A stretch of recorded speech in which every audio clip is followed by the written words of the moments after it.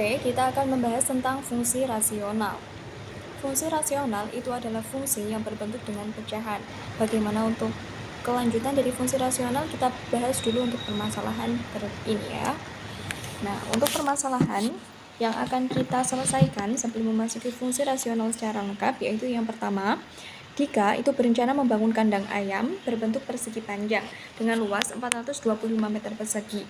Seluruh sisi kandang itu akan dipasang kawat harmonika agar ayam-ayamnya tidak keluar, dengan menyisakan sepanjang 1 meter untuk pintu. Bagaimana pemodelan dari permasalahan tersebut? Mari kita cermati dari permasalahan ini. Apa yang diketahui yaitu berbentuk persegi panjang dengan luas 425 meter persegi. Lalu ada informasi lagi yaitu akan dipasangkan pintu sepanjang 1 meter. Nah, bagaimana pemodelan dari permasalahan tersebut? Yang ditanyakan adalah pemodelan jika diketahui luasnya dan ada informasi sepanjang 1 meter untuk pintu. Untuk ilustrasi kandang ayamnya sudah terlampir ya.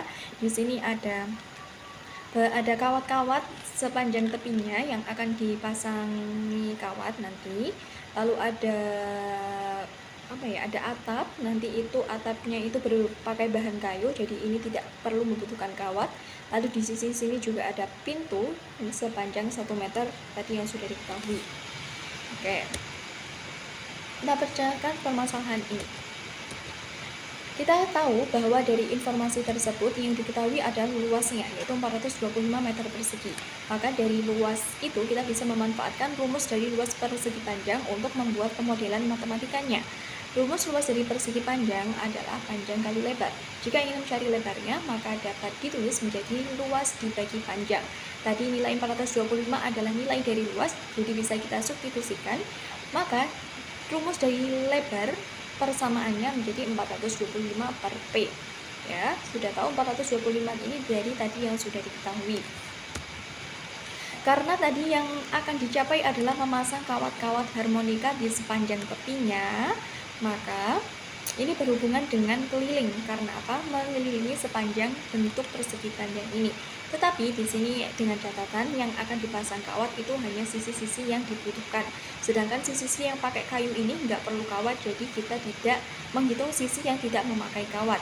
Jadi untuk pernyataan keliling ini bisa dimasukkan atau dinyatakan dalam bentuk panjang atau dalam bentuk lebar. Karena sisi persegi panjang hanya ada panjang dan lebar. Nah, maka persamaan dari keliling persegi panjang yang dinyatakan dalam bentuk panjang adalah panjang ditambah lebar ditambah panjang dikurangi 1. Ini dapat dari mana? Untuk rumus keliling kan sisi tambah sisi tambah sisi. Nah, di sini sisinya yang dipakaikan kawat adalah sisi sini dan sisi sini, maka hasilnya adalah panjang ditambah lebar ditambah panjang negatif 1 atau dikurangi 1. Kenapa dikurangi 1? Karena tadi sudah diketahui bahwa akan dipasangkan pintu sepanjang 1 atau 1 meter dalam satuan meter ya untuk pembahasan kita. Jadi 1 meter ini untuk pintu, maka dikurangkan dengan panjangnya. Maka sudah diketahui persamaannya yaitu KP sama dengan panjang tambah lebar tambah panjang dikurangi 1. Di sini sama-sama ada variabel P, bisa kita jumlahkan, maka hasilnya 2P plus L min 1. Ada tadi untuk lebar kita sudah punya persamaannya yaitu 425 per P, maka bisa kita substitusikan nilai lebarnya ke dalam persamaan, maka hasilnya adalah 2P ditambah 425 dibagi P dikurangi dengan 1. Sama-sama ada bentuk pecahan, maka bisa kita samakan penyebutnya yaitu kita samakan menjadi P saja, P semua. Maka nilai dari persamaan di atas yaitu jika sudah disamakan penyebut yaitu 2P kuadrat ditambah 425 dikurangi P per P. Karena yang atas nanti dikalikan dengan P semua supaya penyebutnya sama yaitu P. Maka sudah ketemu pemodelan dari permasalahan kita tadi tentang kandang ayam tadi yaitu KP sama dengan 2P kuadrat plus 425 min P per P. Ini berbentuk pecahan. Nah, dari bentuk ini bisa kita sebut sebagai fungsi rasional. Kenapa? Karena fungsi rasional itu didefinisikan sebagai hasil bagi dari bentuk polinomial. Bentuk polinomial di sini yang dimaksud adalah yang atas ini berbentuk polinomial, yang bawah berbentuk polinomial.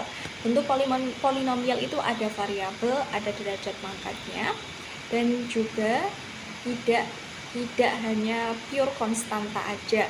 Karena kalau bentuk fungsi rasional itu pasti berbentuk pecahan, tapi bentuk pecahan belum tentu fungsi rasional. Supaya lebih jelas, fungsi rasional itu bentuk umumnya yaitu fx sama dengan 4x per qx, di mana px adalah polinomial dari pembilang, qx adalah polinomial dari penyebut, dengan syarat qx tidak boleh bernilai 0. Kenapa? Karena pecahan jika dibagi dengan 0 hasilnya tidak terdefinisi. Jadi berapapun bagaimanapun bentuk fungsi polinomial, fungsi rasional, penyebut tidak boleh bernilai 0. Nah, ciri-ciri dari fungsi rasional yang pertama itu domain terbatas. Kenapa? Karena ada syarat tadi qx tidak boleh bernilai 0. Jadi nanti untuk domainnya atau daerah asalnya yaitu semua bilangan real kecuali nilai yang membuat penyebut itu bernilai 0. Semua bilangan real termasuk ke dalam domain dari fungsi rasional kecuali nilai yang membuat penyebut itu bernilai 0. Nah, untuk penyebut yang akan membuat bernilai 0 tuh bisa satu angka, 2 angka, tergantung fungsinya nanti bagaimana. Yang kedua, asimtot. Fungsi rasional pasti memiliki asimtot. Ada asimtot tegak, asimtot datar, dan juga asimtot miring. Minimal fungsi rasional itu punya asimtot tegak atau asimtot datar. Asimtot datar itu bisa diketahui jika fungsi itu memiliki derajat pangkat yang sama.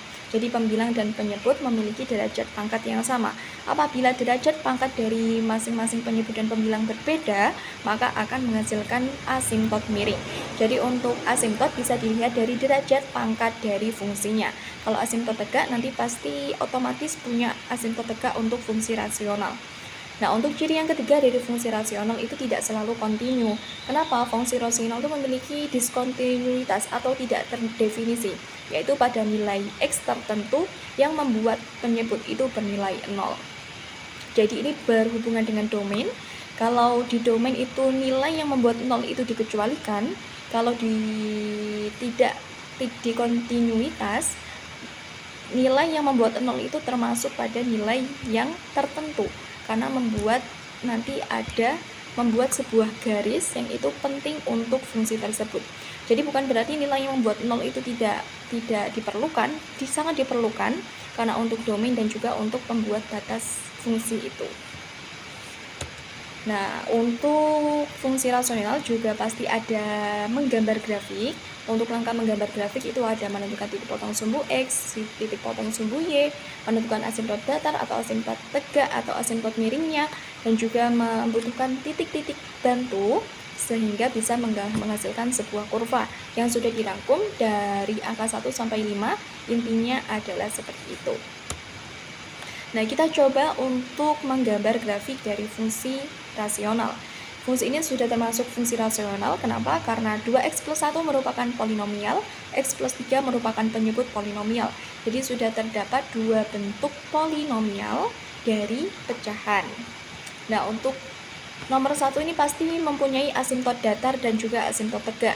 Asimtot datar kenapa? Karena derajat pangkatnya sama. Boleh dilihat untuk yang nomor 2 ini juga memiliki asimtot datar. Kenapa? Karena memiliki derajat pangkat yang sama. Oke, selanjutnya kita langsung saja membahas untuk contoh yang nomor 1. Untuk contoh yang nomor 2 boleh kalian kerjakan sendiri di rumah ya. Nah, untuk yang nomor 1, langkah pertama dari membuat grafik tadi adalah menentukan titik potong. Ya, yang pertama kita menentukan titik potong sumbu X. Jika menentukan titik potong sumbu X, maka Y sama dengan 0. Boleh dilihat, Y sama dengan 0. Kita tulis dulu untuk persamaannya tadi. Kalau fx itu sama aja kayak y, bisa kita tulis ulang, y sama dengan 2x plus 1 per x plus 3. Di sini kita balik posisinya, nggak masalah. Kita ganti dengan 0, kita kali silang. 2x plus 1 sama dengan 0. Kenapa langsung 0? Karena x plus 3 ini dikali silang, jadi dikalikan dengan 0, maka hasilnya 2x plus 1 sama dengan 0. Lalu kita pindah ruas atau kedua ruas kita kurangkan dengan negatif 1, menjadi 2x sama dengan negatif 1. Lalu kita bagi kedua ruas dengan 1/2, atau kita bagi dengan 2, maka hasilnya x sama dengan negatif 1/2. Maka titik potong sumbu y ketemu di negatif 1,2,0. Jadi jika y sama dengan 0, maka titik x-nya adalah negatif 1/2. Setelah kita menentukan titik potong sumbu x, kita menentukan titik potong sumbu y-nya juga. Untuk menentukan titik potong sumbu y, maka kita kebalikannya, x-nya kita nolkan. Jadi dari fungsi tadi, y sama dengan 2x plus 1 per x plus 3, kita substitusi nilai x-nya, kita ganti dengan nilai 0. Maka menghasilkan 2 kali 0 ditambah 1, 0 ditambah 3, maka hasil dari y-nya adalah 1/3. Jadi nilai ketika x sama dengan 0, maka y-nya adalah 1/3, menghasilkan titik 0,13, 1/3. Setelah menentukan titik potong sumbu masing-masing sumbu x dan sumbu y, kita menentukan asimtot kurva. Sudah kita tentukan di awal bahwa bentuk fungsi ini memiliki asimtot datar dan juga asimtot tegak. Kita cari asimtot tegaknya dulu. Jika ingin mencari asimtot tegak, maka dari fungsi ini penyebutnya kita nolkan. Maka kita fokus pada angka di penyebut saja, persamaan di penyebut yaitu ada x plus 3 sama dengan 0. Maka bisa kita operasikan, kita kurangkan kedua ruas dengan negatif 3, maka menghasilkan x sama dengan negatif 3. Jadi nanti akan ada garis tegak di titik x sama dengan negatif 3, atau di titik negatif 3 di sumbu x. Setelah menentukan asimtot tegak, kita mencari asimtot datarnya. Untuk mencari asimtot datar, kita bagi masing-masing koefisien dari kedua penyebut dan pembilang. Jadi penyebutnya koefisiennya berapa, pembilang koefisiennya berapa, kita bagi. Dari fungsi ini bisa dilihat yang memiliki koefisien adalah yang gandeng sama variabel, yaitu ada 2x sama x. Maka kita bagi, bisa kita ambil koefisiennya menjadi 2/1. 2 untuk yang pembilang, 1 untuk penyebut. Jadi bisa kita tulis y sama dengan 2/1. Maka nilai y sama dengan 2. Maka akan ada garis mendatar di titik y2, di titik 2 di sumbu y. Nah, dari titik-titik yang sudah kita cari tadi, ada titik potong dan juga asimtot, bisa kita visualkan di grafiknya. Untuk asimtot, untuk titik potong sumbu x tadi ada di koordinat negatif 1/2,0. Titik potong sumbu x di sumbu x di titik negatif 1/2,0, sebenarnya ada di sini 0,5, negatif 0,5,0, jadi ada di sumbu x. Lalu untuk titik potong sumbu y nanti ada di sini, sudah ada di titik ini. Kalau di sini b tulisannya, ini di titik 0,1/3. Jadi untuk grafiknya nanti pasti akan melewati dua titik ini. Lalu untuk asimtot tegaknya di warna hijau ini ada di titik x negatif 3. Jadi di sumbu x di titik negatif 3 akan menghasilkan garis tegak, yang mana ini disebut sebagai asimtot tegak atau asimtot vertikal. Lalu ada asimtot datar. Asimtot datar di titik y sama dengan 2 di sumbu y mendatar, ada asimtot datarnya warna merah ini. Ini nanti bentuk ini sebagai domain ya, jadi nanti nilainya untuk sumbu x itu sebagai domain dan untuk sumbu y itu sebagai rank. Tadi sudah dibahas bahwa di ciri-ciri fungsi itu memiliki domain terbatas, artinya asimtot tegak itu apa? Nilai itu tidak terdefinisi ketika di x sama dengan negatif 3. Seperti itu. Setelah kita sudah tahu titik potong, asimtotnya, maka kita selanjutnya menentukan titik bantu. Karena kita perlu titik-titik untuk menggambar kurvanya. Nah, bagaimana cara menentukan titik bantunya? Maka kita lihat dari asimtot tegaknya. Kita fokus untuk ke asimtot tegak supaya tahu titik berapa atau angka berapa yang bisa kita ambil. Kita bisa mengambil 3 angka setelah asimtot tegak dan juga 3 angka sebelum asimtot tegak. Jadi bisa mengambil bebas mau 2, mau 3, mau 1 jangan karena nanti nggak bisa menghubungkan garis. Minimal 2 ya, 2 angka setelah dan sebelum asimtot tegak. Maka di sebelah kanan asimtot tegak ada nilai negatif 2, negatif 1, dan 0. Nah, sebelah kiri asimtot tegak ada nilai negatif 4, negatif 5, dan negatif 6. Ini angka-angka yang akan kita ambil. Menentukan titik bantu, kita untuk sumbu X ya, kita ambil negatif 6, 5, 4, ini adalah sebelah kiri dari asimtot tegak. Negatif 2, negatif 1, negatif 0 ini untuk sebelah kanan asimtot tegak. Jadi untuk mengambil nilainya kita lihat dari acuannya adalah asimtot tegak. Negatif 3 tetap kita masukkan, tapi kita tulis tidak terdefinisi. Karena apa? Nanti nggak bakal dilewati kurva atau garisnya. Karena di titik negatif 3 itu penyebut itu 0. Makanya negatif 3 disebut tidak terdefinisi atau diskontinuitas. Karena jika dimasukkan ke fungsi, ke penyebutnya, negatif 3 itu membuat penyebut itu bernilai 0. Nah, negatif 3 itu milik asimtot tegak. Makanya kita acuannya menggunakan asimtot tegak. Sudah kita ambil nilai negatif 6, negatif 5, dan lain-lain, kita masukkan ke dalam fungsinya.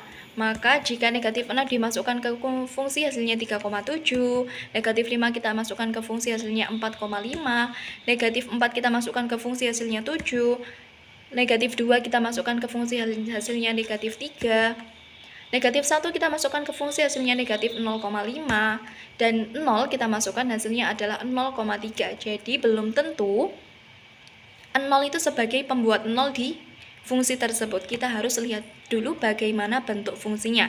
Kalau di dalam fungsi ini pembuat 0 dari fungsi tersebut adalah nilai negatif 3. Maka di titik nilai negatif 3 tidak terdefinisi, di titik negatif 3 terdapat asimtot tegak. Nah, setelah itu dimasukkan, nanti ada titik 6, negatif 6,3,7, negatif 5,4,5, ada titik X, ada titik Y, membentuk sebuah koordinat yang nanti bisa kita hubungkan menjadi sebuah kurva. Nah, selanjutnya ini ya, untuk titik-titik yang tadi sudah saya rangkum di sini. Bagi langkah selanjutnya adalah menggambar grafik. Karena kita sudah tahu titik-titik yang akan dihubungkan, langsung saja kita menggambar grafik. Nah, di sini sudah saya sertakan ilustrasi menggunakan GeoGebra. Yang pertama kita cek dulu untuk negatif 6,3,7. Negatif 6 dan 3,7. Negatif 6 ada di sumbu X, negatif 6 ada di sumbu X, negatif 3,7 ada di sumbu Y. 3,7 ada di sumbu Y. Jadi ada di tengah-tengah 3 dan 4 ya, tapi agak ke atas. Sudah sesuai. Di sini ada titik C yang merupakan koordinat dari negatif 6,3,7. Selanjutnya di titik yang kedua negatif 5,4,5. Sumbu X negatif 5, sumbu Y 4,5. Jadi ada di tengah-tengah 4 dan 5, maka sudah sesuai membentuk titik koordinat DO atau D. Lalu titik yang ketiga negatif 4,7. Negatif 4,7, sumbu X negatif 4, sumbu Y negatif 7, maka sudah sesuai membentuk titik E. Ini kita hubungkan garis membentuk bentuk melengkung, nanti pasti ke atas ya, nilainya nanti ke atas nggak terhingga. Yang mana ini pasti beriringan dengan asimtot tegaknya yaitu negatif 3, dan juga pasti akan ke kanan, ke kiri sampai tak terhingga. Nah, ini adalah gunanya asimtot tegak dan asimtot datar untuk pembatas antara nilai-nilai kurvanya. Nah, ini untuk setelah asimtot tegak, ini grafiknya berbentuk seperti ini. Nah, untuk yang titik bantu selanjutnya negatif 2, ini sudah sesuai seperti ini ya. Nah, untuk grafik yang di bawah ini pasti memotong sumbu X dan sumbu Y ada di titik tadi 0,5, negatif 0,5, dan juga 1/3. A dan H tadi ini adalah titik potong antara kurva dengan sumbu X dan sumbu Y. Seperti itu. Nah, kesimpulan dari fungsi rasional tadi bentuknya adalah Px dan Qx yang merupakan bentuk polinomial, lalu penyebutnya tidak boleh sama dengan 0, domainnya adalah seluruh bilangan real kecuali nilai yang membuat penyebut 0. Lalu ada asimtot vertikal, asimtot horizontal, asimtot datar. Lalu ada ray-nya. Ray-nya adalah semua nilai Y kecuali yang membuat asimtot itu datar, atau nilai Y kecuali ada di titik asimtot datarnya. Nah, untuk pembahasan fungsi rasional cukup di sini saja. Mungkin kalau ada pertanyaan boleh langsung komen saja ya. Terima kasih.